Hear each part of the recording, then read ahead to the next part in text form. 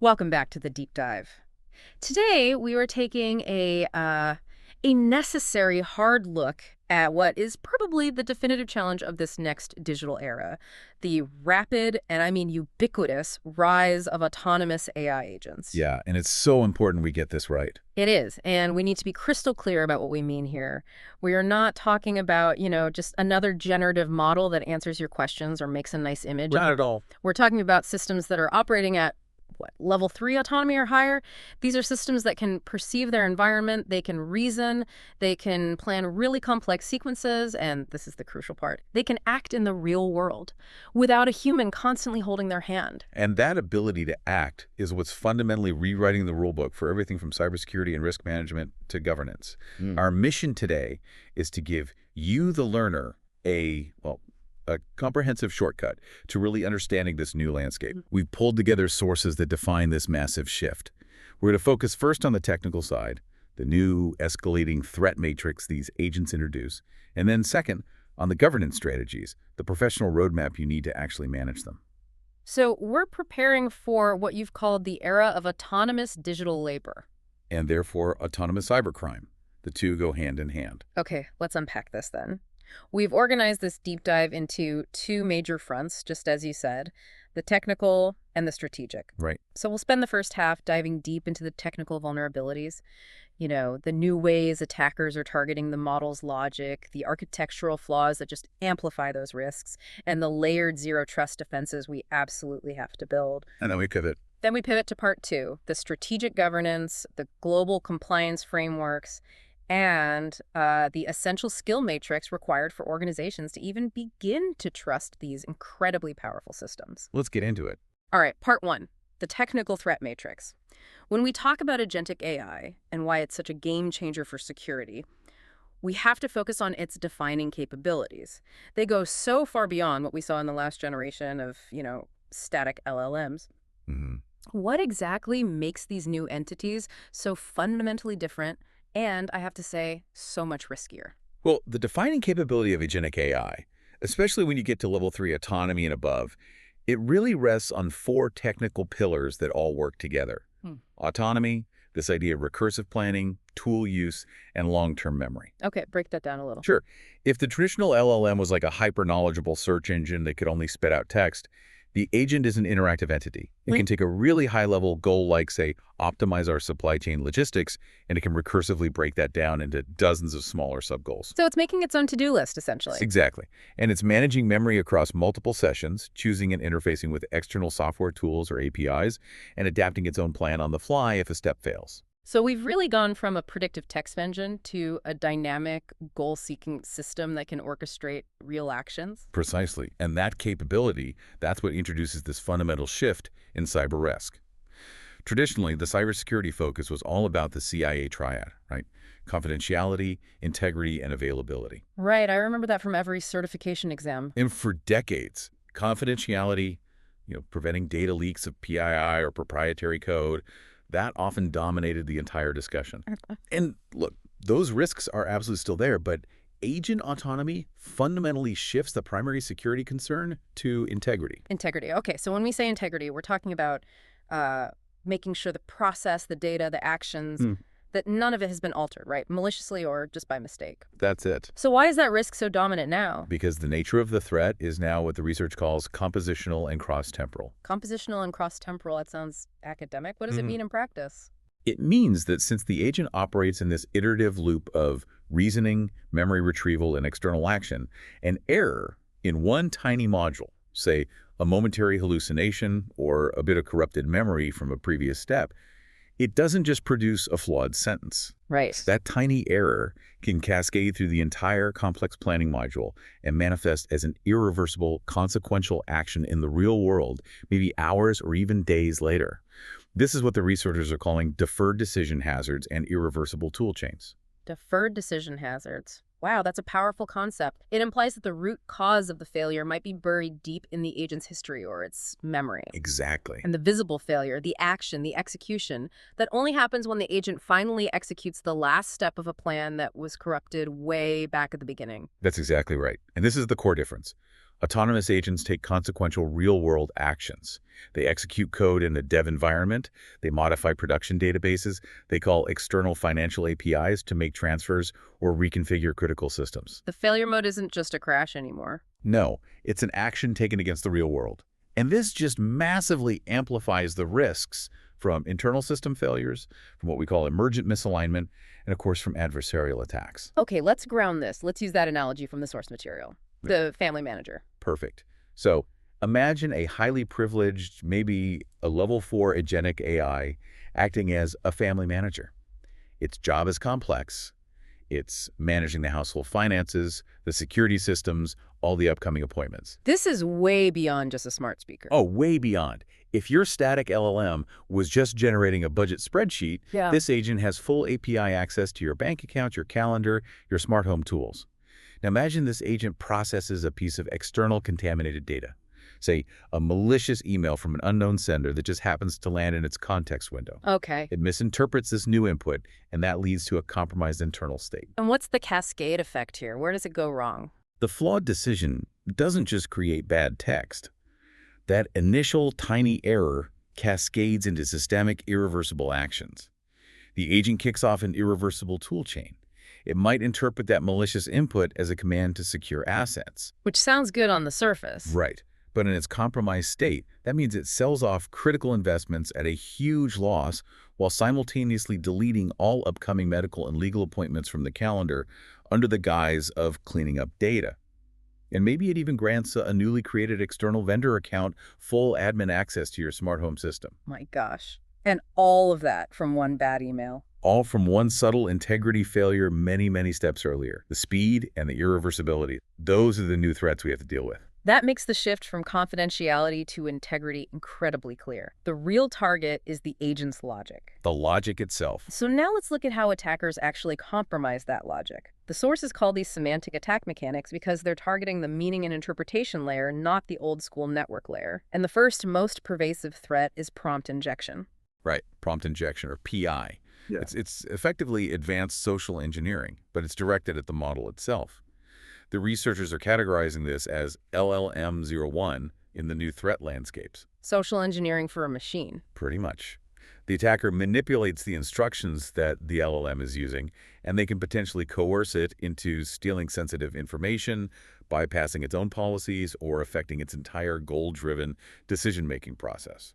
Since agents rely so heavily on continuous natural language instructions, PI becomes the primary way in. And the sources detail two major types, which seem pretty distinct in how the attack is delivered. That's right. The first one is direct PI. It's often just casually called jailbreaking. This is where the attacker crafts a prompt that's specifically intended to overwrite the system prompt. And the system prompt is, what, the hidden set of rules? Exactly. The foundational instructions and guardrails that govern the model's behavior. The goal is to bypass all the safety filters and coerce the agent into performing restricted actions, maybe accessing or exploiting back-end systems. And we saw a really sophisticated real-world example of this recently in that cyber espionage campaign where attackers targeted a foundational model that was deployed inside a victim's network. That campaign was a profound demonstration of the scale that autonomy gives an attacker. The attackers didn't try a single really complex jailbreak instruction. What did they do instead? It was clever. They broke down a highly malicious multi-step attack, the actual hacking sequence, into dozens of small, seemingly innocent or benign tasks that the model would then execute one after another. So it sounds like the attackers were just pretending to be a legitimate user who just happened to be asking the agent to perform these very specific high-value reconnaissance steps? They adopted a persona. They often pretended to be, say, an employee of a legitimate cybersecurity firm doing defensive testing or an IT admin just troubleshooting a system. The agent, which is fundamentally trained to be helpful and task-oriented. To be an assistant, yeah. Ended up doing, 80 to 90% of the whole espionage campaign on its own.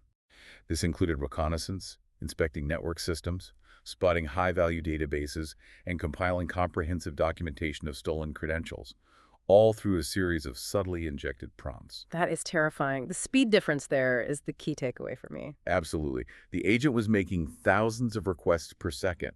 It was executing complex tasks with a fidelity and a speed that would be impossible for even a highly coordinated human red team to match. It just demonstrates the scale and velocity advantage that autonomy gives to the adversary once the integrity of the agent's instructions is compromised. Okay, so if direct PI is overtly talking to the agent, then indirect PI is where the payload is hidden. Yes, and indirect PI is significantly subtler and, I'd argue, more insidious, especially in these agentic architectures. This is where the attacker hides malicious payloads in external untrusted sources, like a link on a website, a contaminated file, or even a deceptive multimodal input like an image or an audio clip, And the agent just ingests this as part of its normal operation. right, as contextual data. This is especially prevalent in systems that use retrieval augmented generation, or RE. Okay, for our listeners who might not have that technical term right at the front of their minds, what exactly is RA? So retrieval augmented generation is the process where the agent goes out and retrieves external information from specific knowledge bases, like a company's internal wiki, a database, or the live internet, to augment its immediate context before it generates a response or starts a plan. It's what keeps the agent up to date and factually relevant. Right, so it's not limited to its static training data. But with indirect PI, the agent reads that malicious external content as if it were a system instruction, and then it proceeds to misuse its own tool calling functions based on that contaminated context. The model is essentially poisoned on the fly by the data it retrieves from its own environment. Which brings us neatly to our second major semantic threat, data poisoning. Data poisoning, which is categorized as LLM-DAR3, is a really foundational integrity threat. It corrupts the core knowledge of the model by injecting malicious data into its training or knowledge sets, and that leads to flawed predictions and fundamentally compromised behavior. And the damage from this isn't always obvious right away. No, it can accumulate so subtly over time, which makes it exceptionally challenging to identify until you see catastrophic system failures. Research has shown that poisoning as little as 1 to 3% of a dataset can significantly impair an AI's ability to generate accurate, safe predictions. And for autonomous agents, the big threat here isn't just poisoning the foundational model during its initial training, but corpus poisoning in their dynamic knowledge base, that RAG system we just talked about. That's the critical link. Agents rely on up-to-date information. So the adversary targets the external knowledge bases, the operational data stores, the company documentation, the open-source package repositories that the agent retrieves information from to do its job. So even if the agent's core brain is sound, If that external knowledge is poisoned, the agent will make fundamentally flawed, untrustworthy decisions. The integrity failure shifts from the model itself to its trusted reference materials. let's revisit that up-to-date recipe book analogy to explain this relationship. I think it makes it really clear. Yeah, it's a good one. Think of the agent as a master chef. Its internal skills, the LLM weights, are impeccable, but its sole reference material, the up-to-date corporate recipe book, which is its RAG database, has been maliciously altered by an adversary. Okay. So every time the agent needs to perform a high-stakes task, like generating a quarterly financial forecast or deploying sensitive infrastructure code, it goes and retrieves contaminated instructions from that poisoned source. The resulting action, the final dish, will be fatally flawed. It could lead to financial fraud, a data breach, or deploying insecure code right into production. And then there's the even more targeted, persistent threat of backdoor poisoning. Right. Backdoor poisoning is an advanced targeted attack designed for longevity and stealth.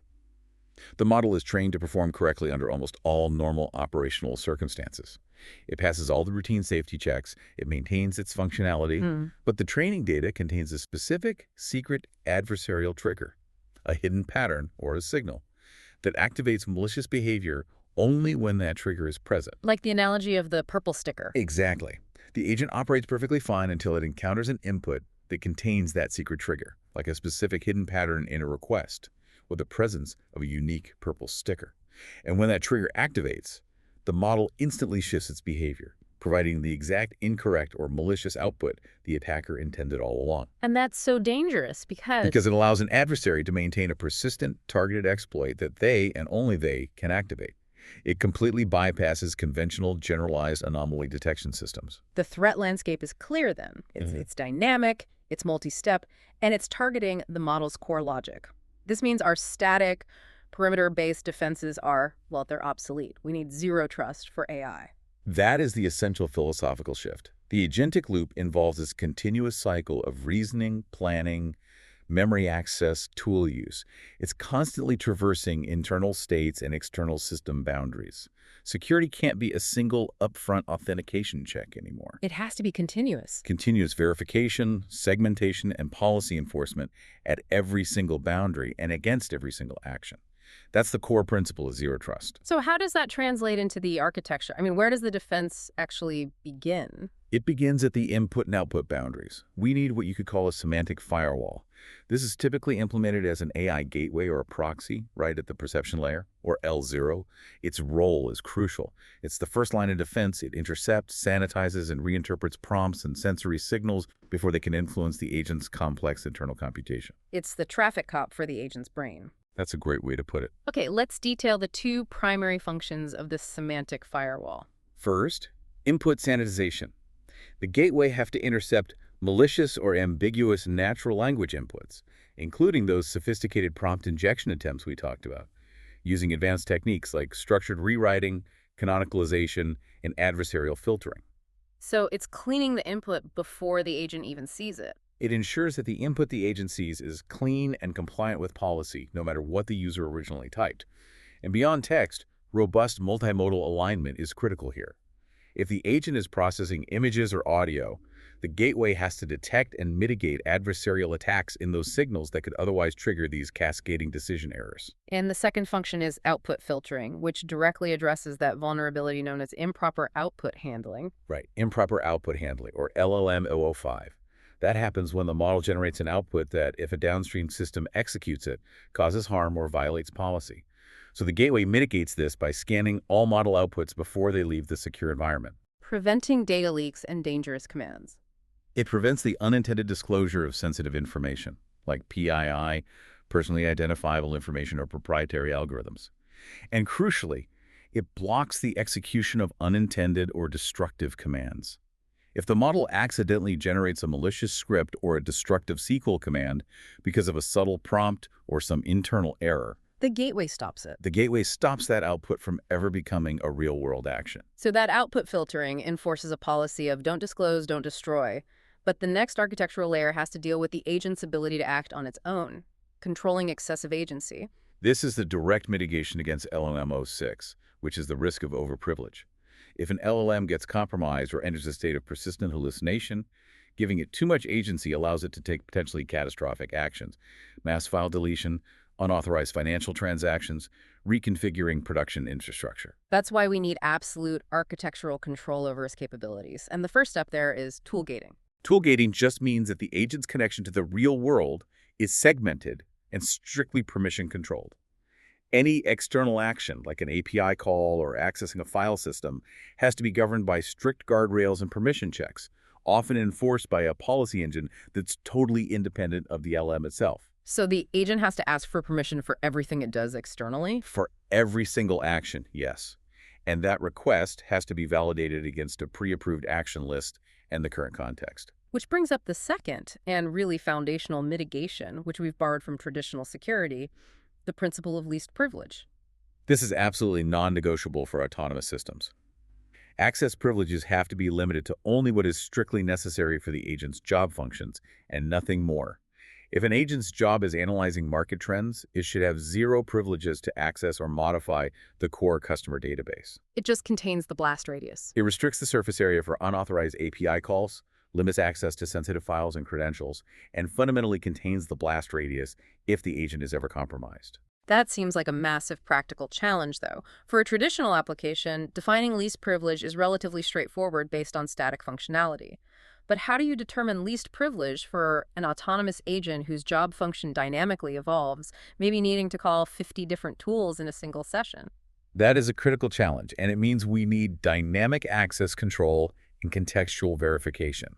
Instead of granting blanket access, the security architecture has to verify the context of the request, the agent's current goal, its internal reflection, the planned action against policy before the action is approved. So it's context aware. Exactly. Yeah. If a marketing agent suddenly tries to call an HR system API, which is totally outside the scope of its defined mission, the policy engine just immediately denies the action, even if the agent technically has that tool available.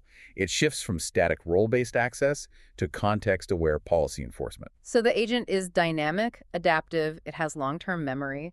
That means our static defenses, once they're deployed, are fundamentally insufficient. We need a system of continuous assurance. Absolutely.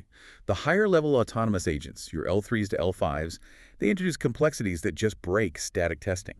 Latent memory variables, long-range dependencies, and this idea of non-stationarity. Non-stationarity meaning? Meaning the agent's behavior changes over time based on its accumulated experience and memory.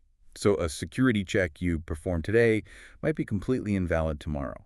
We have to have continuous, real-time security validation. And to get that real-time validation, we need total visibility into that multi-step decision pathway. This is the mandate of observability. Observability is the requirement for continuous monitoring and detailed logging of every single event in the agent's lifecycle. Every user request, every piece of retrieved context, every internal decision, what some call the thought path, every tool call, and the resulting state change, all across multiple sequential steps. This gives you the forensic capability to debug complex failures. Exactly. And this complexity is why we need a formal model for choicing behavior, specifically the Constraint Markov Decision Process Framework, or CMDP. Okay, the CMDP framework. Right. That's the rigorous mathematical model we need to trace and verify this complex behavior. Right. A traditional security log tells you what happened. The CMDP models why the agent chose that path and what constraints it was operating under. In this model, the agent's state is defined not just by its current observation, but also by its internal memory variables. And how does the CMDP enforce security policy? How does that work? It's designed to ensure the agent maximizes its operational reward, achieving its goal, while strictly satisfying a set of critical, predefined security constraints. These constraints are represented mathematically as costs or budgets. So, for example, For example, a constraint might be the agent is budgeted 0 costs for performing destructive actions. If the agent's multi-step planning pathway calculates a cost that exceeds this budget, say, the agent plans a sequence that involves deleting key data, the CMDP model flags that as a constraint violation. I see. And that is how risks are formally and rigorously interpreted under this dynamically evolving behavior. It enables automated intervention and full traceability. That is the crucial link. It provides the game film necessary to review and debug these complex failures. That's the perfect analogy. An engineer or an auditor can't just look at the final output and know what went wrong. They need the comprehensive game film to review every step, every internal reflection, every state change in that complex, hierarchical, multi-step planning pathway. So observability, anchored by these frameworks like CMDP, is absolutely critical for compliance and for debugging these emergent nonlinear failures that are so characteristic of autonomous systems. And for tracing exactly where the decision pathway first became corrupted, which is often many, many steps before the visible disaster. Finally, we can't wait for failures in production. We have to proactively stress test these systems, and this is the role of adversarial testing. Adversarial testing, or red teaming, is the proactive measure. It involves stress testing the system by simulating real-world misuse, policy violations, and edge cases that the developers might not have even thought of. Its core purpose is to identify blind spots in the model's memory, its planning, and its tool use capabilities before it ever gets deployed. So what are red teamers actually looking for in an agentic system? What's the target? They're focusing on the inputs that are most likely to elicit problematic or unsafe output. So, sophisticated jailbreak attempts, policy-violating requests to share sensitive PII or credentials, requests that could lead to insecure or unsafe code generation, and attempts to probe the model's context windows for potential data leakage. And they're also testing for persistence, right? Yes, that's critical. Whether a successful exploit remains active across multiple sessions, which would indicate a failure in memory management or state control. And the sources confirm this is rapidly moving from just a good idea, an optional security recommendation, to an actual legal mandate. Precisely. For providers of high-risk general-purpose AI models, which includes many of the foundational models that power these autonomous agents, the EU AI Act specifically mandates that they must conduct and document adversarial testing to identify and mitigate systemic risks. This requirement is quickly establishing adversarial testing as a required global technical best practice for safety and compliance. That concludes our deep dive into the technical front. The conclusion here seems inescapable.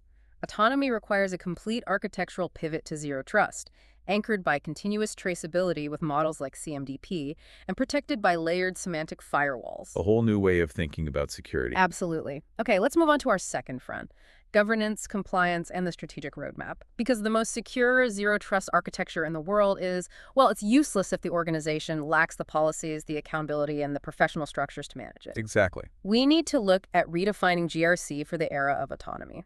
Yeah, traditional governance, risk, and compliance. GRC, it focused heavily on managing operational risks, financial reporting, network infrastructure security. But the rise of agentic AI creates this entirely new, specialized role, the AI governance professional, or AIGP. And this role shifts the focus from managing data storage risk to managing autonomy risk. So what are the foundational GRC skills that this new professional has to carry over and adapt? What's the through line? 3 core skills transition directly. First is clear communication. The AIGP has to be able to translate complex data-driven reports like, say, an observed model drift and autonomous financial trading system into clear, actionable reports for non-technical senior management and the audit committees. Right, the translation piece is huge. Huge. Second is agility. The AI threat landscape changes daily, which means strategies have to be constantly evaluated and adapted, moving way faster than traditional risk cycles. And third, organizational integration. The AIGP have to encourage open communication and transparency across these highly siloed teams, legal, MLOps, security, product, to ensure a unified approach to risk management. So the AIGP maps these skills directly to the challenge of managing system behavior and trustworthiness. And the key pillar focus here has to be model governance. Model governance has to be integrated across the entire machine learning operations, the MLOps lifecycle. This continuous pipeline that spans development, deployment, and ongoing operations. It's what ensures the agent's logic stays sound, unbiased, and compliant. You can't separate security from MLOps anymore. They have to be fused into a single continuous process. So what specifically falls under that umbrella of model governance? Well, it includes rigorous auditing and validation processes to make sure the model meets stringent safety and fairness standards before it's ever deployed into production. It mandates tracking all interactions, results, and outcomes for complete traceability. And crucially, it requires comprehensive documentation, metadata, the lineage of training data, the rationale for feature selection, and precise guidelines for reproducing the model's behavior. And given the devastating threat of data poisoning we discussed in Part 1, strict data policies have to be an absolutely critical foundation for governance. Oh, without a doubt. We have to enforce 2 policies rigorously. First, data provenance. This means tracking the origin, the lineage, and all the transformations of all data used by the agent and its RAG systems. If corruption is found, provenance tracking allows the organization to rapidly isolate the source, mitigate the risk, and demonstrate accountability. And the second policy? Data minimization. This is all about ensuring the AI only accesses the absolute essential data it needs for its job functions. If it's possible, organizations should be using sanitized, pseudonymized, or even synthetic data for training and testing. Limiting access to sensitive production datasets and credentials is the most effective containment measure you can have against a rogue or compromised agent. This whole shift toward formal governance and traceability is being codified globally. So we need to understand how the 3 major global standards, NIST-RMF, the EU AI Act, and ISO 42001, how they all interact and what they demand from organizations. Let's start with the NIST AI RMF. So the NIST AI Risk Management Framework is voluntary. It's non-mandatory, developed by the National Institute of Standards and Technology in the U.S. However, it's become the most widely adopted framework globally for actually operationalizing risk management. It's the de facto standard. It really is, particularly in the U.S. and in regulated sectors. It provides systematic, practical guidance, and it's structured around 4 core pillars that guide an organization through implementation. What are those 4 pillars and what activities fall within them? They are govern, map, measure, and manage. The govern pillar addresses all the policies, procedures, and training, basically establishing the overall AI risk culture. The map pillar is where you identify and understand the context, the risks, and the impacts of the AI system, including running those necessary risk inventory workshops. Okay, govern and map. Then measure involves quantitative and qualitative methods for assessing risk, fairness, and performance using tools like XAI. And finally, manage is where you allocate resources, prioritize risks, and implement the mitigation strategies we discussed, like that zero trust architecture. It's really the how-to guide for AI risk practice. Okay, now let's pivot to the EU AI Act, which is not guidance. It's a regulatory law with severe penalties for non-compliance. Yeah, the EU AI Act is fundamentally different. It applies to any company, anywhere in the world, that offers AI services or deploys AI outputs within the European Union. Its entire structure is based on a rigid four-tiered classification of risk. Unacceptable, which are prohibited practices like social scoring. Right. High limited, which are systems requiring transparency like chatbots. And then minimal, which is mostly unregulated stuff like simple spam filters. And the obligations surrounding these high-risk AI systems, or HRAS, that's where the really stringent requirements come into play. What exactly defines an HRAS? HRES covers systems used in critical infrastructure energy, transport education, employment decisions like hiring or firing. Things with real human impact. Exactly. Credit scoring, emergency service dispatch, medical device classification. If your autonomous agent is embedded in any of those functions, it is subject to extensive mandatory obligations. What kind of mandatory obligations are we talking about? Providers of HRES must implement mandatory auditable risk and quality management systems across the entire lifecycle. They have to adhere to rigorous data governance rules, ensuring that training, validation, and testing data are demonstrably relevant, representative, and minimize bias, which directly addresses that poisoning threat. And what about documentation? They have to provide comprehensive documentation and record keeping to enable traceability, and they have to demonstrate technical robustness, cybersecurity, and accuracy.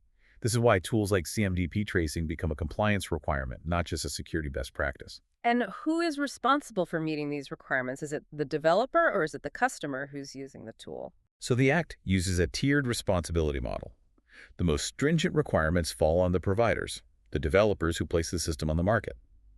But the deployers, the users, the organizations embedding the agent, they also have extensive obligations. So it's shared responsibility. It's a shared, distributed responsibility. Deployers have to actively monitor the system for risks, ensure robust human oversight mechanisms are in place, and implement appropriate technical and organizational measures to comply with the provider's operating instructions. It has to be tracked contractually and operationally. Okay, so beyond regulation, we need frameworks for building an auditable organizational structure for AI, and that's the role of ISO 842,001. Right. ISO 42001 is not a regulatory law. It's an auditable organizational framework for an artificial intelligence management system, or AIMS. Achieving this certification is crucial for proving readiness to regulators and customers. It's an independent stamp of approval. It provides independent third-party validation that a company has the established policies, controls, and capabilities necessary to manage AI risks throughout the entire AI lifecycle. And it aligns very well with the requirements of the EU AI Act's quality management systems. This independent validation provides assurance, which brings us to the next section. How on earth do we audit systems that are inherently opaque? The black box problem. Right, the black box problem. So continuous monitoring and auditing are absolutely mandated, primarily due to this constant threat of model drift and behavioral inconsistency. Why can't we just audit the system once a deployment and call it a day? Because the environment is non-stationary and the data is always changing. Model drift happens when the performance or behavior of the model degrades over time because the real-world data distribution changes significantly from its training data. So the model gets out of sync with reality. Precisely. And this is especially dangerous for systems embedded in core operations. A credit scoring model, for instance, might quietly become unreliable or biased if underlying economic conditions change dramatically. That leads to systemic business risk. Ongoing auditing is the only way to catch this silent erosion of trust. And if the agent is a black box, we can't effectively audit it or trust its decisions in high-stakes environments like finance or healthcare. This is where explainable AI, or XAI, becomes indispensable. XAI makes complex machine learning algorithms interpretable and transparent. It is the crucial bridge between algorithms and human understanding. It helps auditors, regulators, and risk professionals identify hidden biases, errors, and specific risks associated with a model's decision. For HRAs, XAI isn't a luxury. It's a requirement for regulatory compliance and due diligence. What are the practical tools that auditors use to implement XAI? Well, we rely on tools like Shape and Lime. Lime local interpretable model agnostic explanations that focuses on local interpretability. It explains why a model made a single specific prediction, which is crucial for individual decisions like a loan approval or a clinical diagnosis. And as Shape. Shape-Rapley Additive Explanations provides global interpretability. It explains how different features impact the model's overall output, which helps auditors identify systemic biases or high-risk input features across the whole system. And this transparency also helps mitigate a really serious human factors risk, the problem of misplaced trust. Oh yeah, misplaced trust. This is the danger of automation bias, and it's amplified by the sophisticated presentation of the agent. When an AI agent has a human-like presentation, it uses a first-person voice, it remembers past interactions, it has fluid conversation, it tends to foster lower human vigilance. We let our guard down. We over-rely on the system, ceding critical human oversight. XAI and general transparency mitigate this by explicitly disclosing the system's limitations, its data usage, and the confidence level of its predictions. It ensures human oversight is correctly calibrated and doesn't surrender control entirely.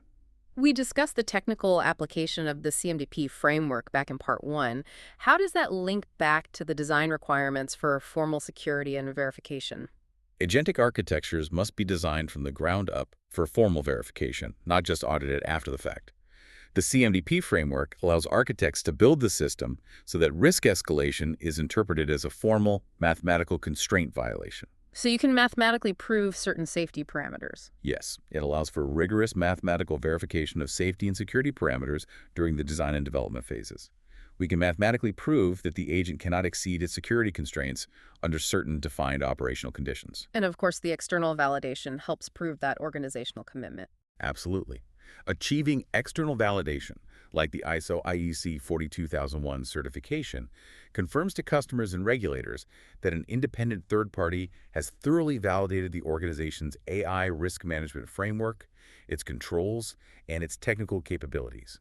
It moves the conversation from internal claims to independently verified assurance. This level of technical and governance complexity creates a significant opportunity for professionals who can bridge that gap. For those listening who are guiding organizations or consulting, where do you even start building a strategic roadmap? The initial phase is always the client risk inventory and supply chain focus. This is the map phase of the NIST RMF. Organizations have to run structured mapping workshops to classify every single AI system by its purpose, its stakeholder impact, and its risk level high, medium, or low. This structured process forces management to define the boundaries of agency and prioritize limited risk resources. And we really have to emphasize the complexity of the AI supply chain here. Oh, absolutely. Third-party assessment is now a core risk management task. You have to assess every component used by the agent. Pre-trained models, external APIs, open source repositories, data providers. Given the widespread supply chain vulnerabilities and the risk of corpus or backdoor poisoning targeting these external components, You need assurances from your vendors. you need non-negotiable contractual and security assurances from all upstream providers. You have to ensure their governance posture is just as rigorous as your own. This knowledge is vital for professionals looking to specialize. Let's break down the 3 required development paths needed for an effective AI risk consultant or an internal AIGP team. The required expertise is really distributed across 3 specialized tracks. The first path is AI governance and GRC. This focuses entirely on policy translation, regulatory alignment, and ethical compliance. Okay, so what are the key certifications for someone on that governance track? Professionals here are focused on translating high-level laws like the EU AI Act into specific auditable operational controls.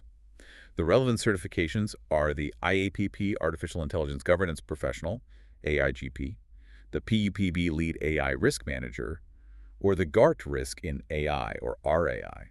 Their strategic value is ensuring legal alignment, audit readiness, and maintaining that social license to operate. The second path focuses on the actual defense mechanisms, technical AI security. This track is for the security architects and the engineers.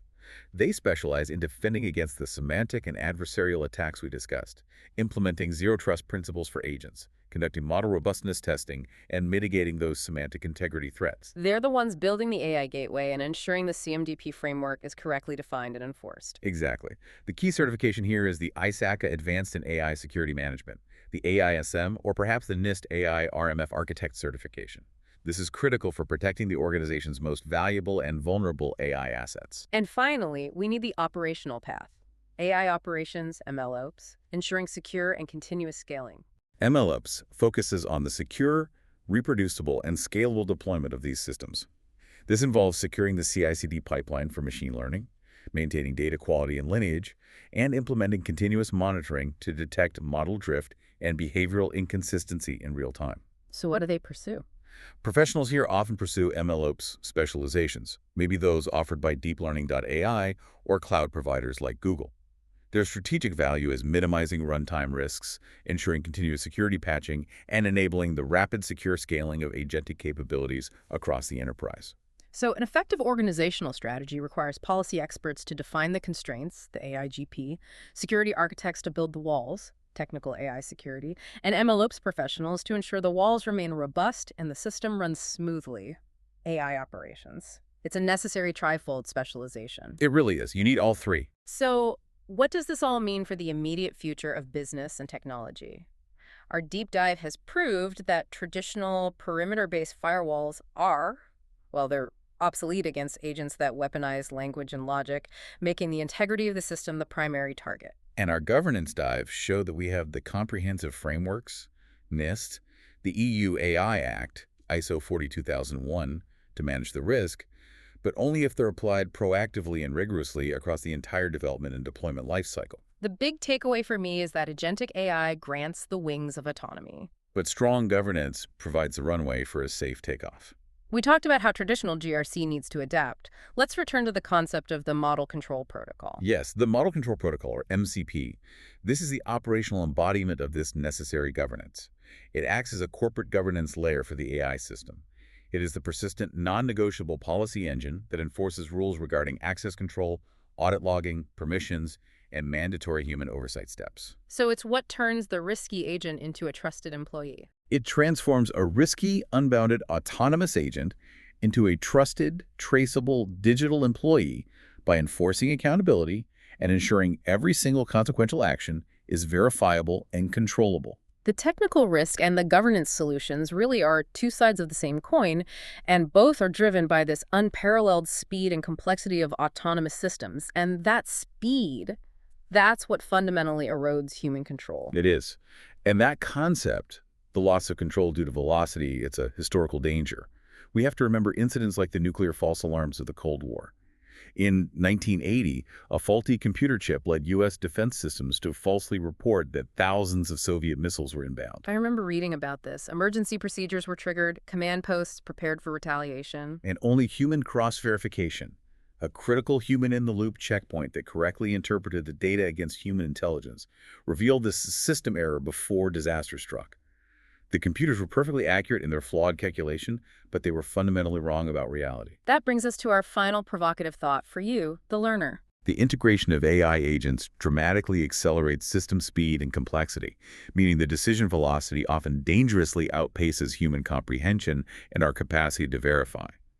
Therefore, the ongoing challenge for every organization, and for you, the professional guiding them, is ensuring that human oversight mechanisms, those critical human-in-the-loop checkpoints, and the transparency tools can scale not just in volume but in velocity to match the breakneck speed of autonomous decision-making.